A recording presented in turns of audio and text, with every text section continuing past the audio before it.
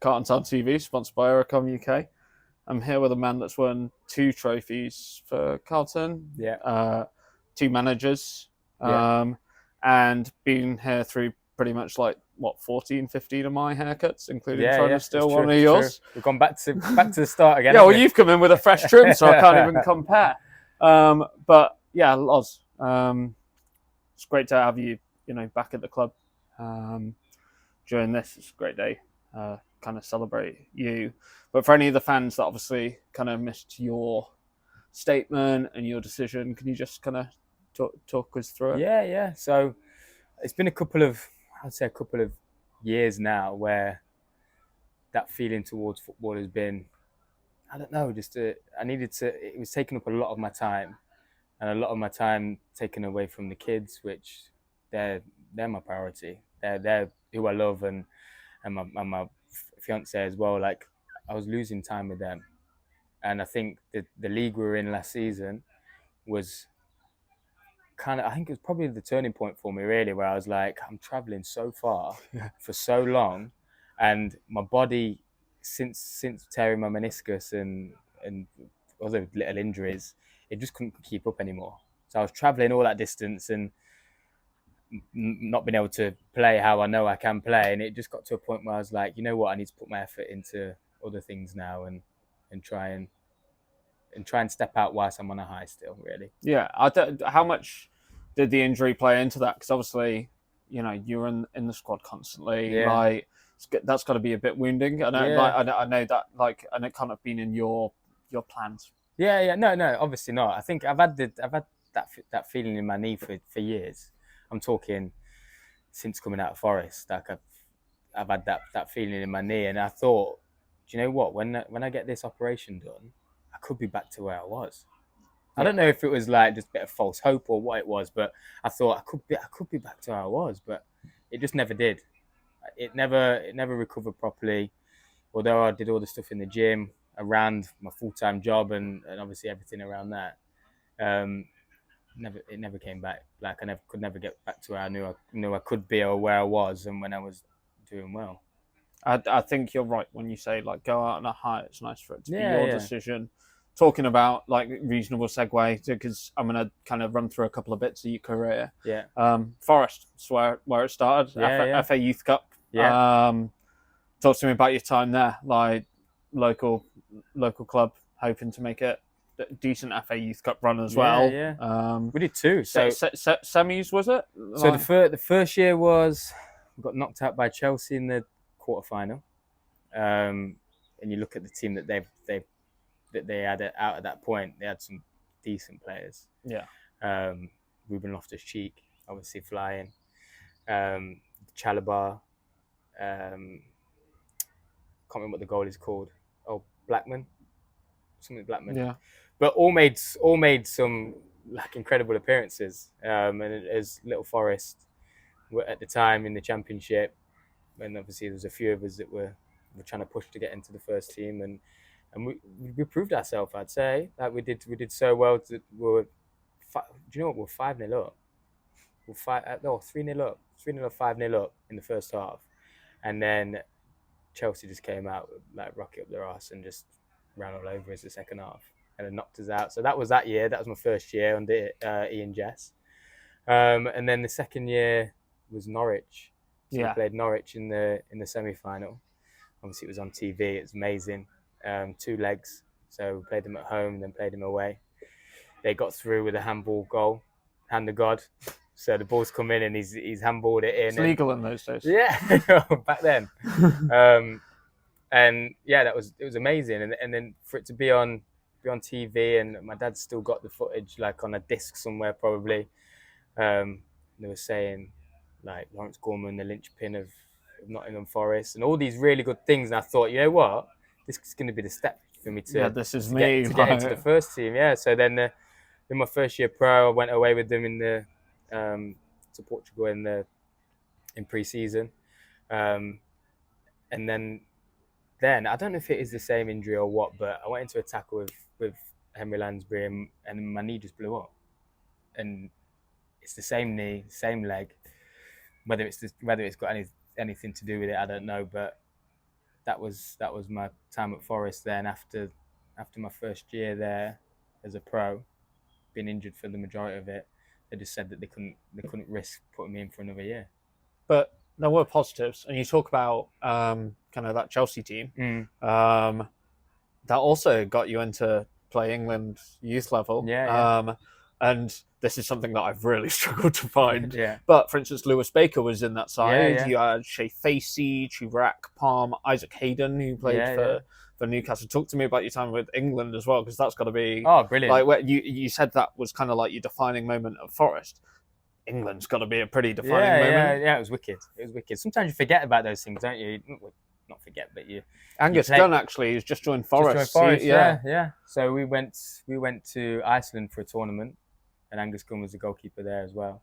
And honestly, just the experiences to like just jump on the plane and you've got your England kit on and you're walking through and you're just creating so many experiences that sometimes you can't even put into words, like going and doing like the natural water, like all the natural waters and like the natural jacuzzis and all that kind of stuff out in Iceland. There was like a big group of us, and that was our time off, and we're just chilling. Like it was just amazing to do that at like 16, 17, when your mates are back home and they're just trying to find a job, or trying to find studying or something to do. But yeah, I had some amazing experiences that, again, probably they can't be taken away. So it's amazing. You've also, prior to Carlton, which I'll do next, because how could you not talk about it? Corn, Grantham, Matlock, Alfreton. You floated around a bit. At those, any memories from like those times at those clubs? Yeah, well, coming out of full-time football and going to Alfreton, that was an experience. Obviously, they were Conference Prem at the time. They were saying to me like, we want to sign you. We're going to put you on a little bit of money, but we don't know where you play. I don't understand your position that you're meant to be in. Like you're technically great on the ball, but you just haven't got that physicality about you yet. So we don't know where we're going to play you. So it was a bit like it was hard to take, but it was actually so cool. The fact that we went and played. I can't remember who we played, but first game that I played away, they put me on at right wing. So obviously I'm a centre half coming out of Forest, and then they put me on at right wing. I'm playing against, I don't remember, a guy called Lee Cook. Yeah. He was playing left back or left wing, that kind of position. And he just knew the game so well. Bombed. I was young and I was just like so excited that I'm playing like semi-pro football at the highest level, and then it was just such a difficult game to come into. But it was amazing. Again, great experiences. And then going to Matlock, so they had like a relationship with Matlock where players that weren't quite ready for Alfreton yet would drop down a level and go and play at Matlock, and that's where I played a lot of my games. Yeah, and I really enjoyed it there. It was a great place. The fans were brilliant there, and I learned quite a lot. Learned a lot about men's football, and even the little things of like travelling. So you jumping in a car school. I've never done that before. It was always my dad would be taking me to places, or I would drive myself. But now you're jumping in car schools to save a bit of cash, and it was all just very, very different. But great experiences. I guess it's not the picture they paint of like professional football or anything, and I guess what you were used to at Forest. Eventually, obviously, your time brought you here. Yeah. Talk to me about how this happened. How did you land? So Carlton Town as a kid. So obviously, I played at Burton Joyce, literally across the way. That's where I first started. And Carlton Town Yellow were the best team in Nottingham back then. Whenever you coming up against Carlton Town Yellow, you were thinking, "Oh no, this is going to be. They're so good. They've got all the good kids from all the different places around Nottingham." And then obviously I come here. Came through Wayne Scott. He brought me in from. I think I was at Grantham first, wasn't I? Yeah. I think it was just before. So it was Ilkeston, Grantham, and then here. It was local. It was perfect for what I was looking for. It was a club that I feel needed a little bit of experience as well at the time, and because I've been to played at different levels, I felt I could bring that experience in a little bit, but also learnt so much. Wayne obviously made me captain quite quickly, and I loved it. I loved it. It was brilliant. I could run through the whole of your career here. I mean, I'm very fortunate to have kind of seen all that. Is there like, because you've obviously, like I say, won two trophies during that time, and that's a rare thing, especially at this level, I guess, and consistency with a single club. But outside of that, is there like a specific kind of memory, one day that like that's the day, like when you look back at? It's hard to say, but I think selfishly, I think the goals were brilliant. Like, to be able to score goals is something you should be so proud of. But especially as a defender to score those goals, it's it is a little bit selfish as a key memory and a key that thing to be proud of. But I think the goals. I think Helzo in the one that got goal of the season. I think that was one where I could share it with my mate. That my mate came down here, rarely comes to come and watch me because he's still playing himself, and he came down and he managed to witness it with his own eyes, which was amazing. Bragging rights for the pub. Yeah, exactly, yeah. And then somehow I got man of the match for that game, but the rest of the game was a bit dire. But a goal, there we go. And then Ashington won last season, I think, was something special as well that I can take away with it. And luckily now we've got video footage, haven't we, where we can keep it and we can show the kids and share those memories, which is brilliant. You talk about your mate coming down. Obviously, you've been here for a number of years. There's players that have been here that whole time. There's kind of a lot of transitions. Kind of Tommy coming back and the squad, transitioning. They're quite young now. There was the squad before when Tommy went through that patch. Obviously, Wayne struggled at times. Yeah. But there are players considered. Who were your mates here who stuck out? And that isn't to disrespect any other kind of teammate that's been with you, but is there any guys you were particularly close to? Yeah, guys that I'd share and do things outside of football. Definitely Hilts. Like, we've got a good friendship where we can talk to each other. If we're having a bad day, he'll give me a call. If I'm having a bad day, I'll give him a call. Like, we're still 100% built a good friendship there. And Spike, obviously, got the hair in common, haven't we? Yeah. Now, so but I did try and join on to that. But I just think, sometimes you click with people, and it's special. It's special to make those friends and make those memories that you can hold on to. You were obviously, like you say, made captain quite early on. You've seen all those changes of dressing room. Yeah. You've had to cope with that. How does that how do you transition with that? And you know what?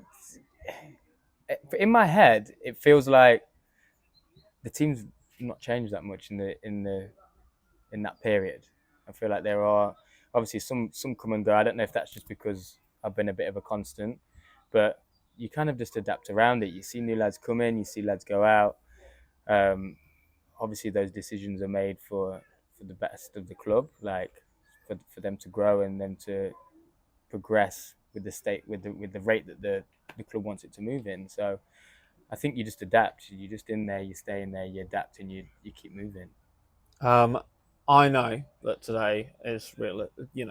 You want to enjoy today. It's about you. So I guess the easiest way to finish off is kind of go, and I'm sure the fans are interested. I know you said during your statement you're still going to see me around. I'm still going to be about. But what's next for Lawrence Gorman? I know you coached with you coached at County. You coached with Cannaville coaching as well. Like what's your aims now? You know what?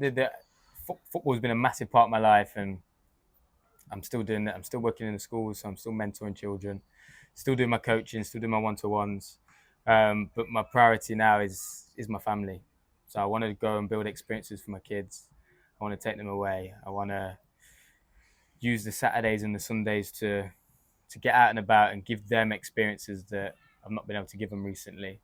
So that's my main focus. And obviously, I don't know if any of you have seen, but I'm doing some bits on social media as well at the minute. So a little bit of like fashion and content. So if anyone's interested in any of that, then drop me a follow. And that always helps. That's the way that it's going. Yeah. So I want to obviously try and build some momentum with that and and just keep building experiences for my kids, because at the end of the day, that's what my focus is.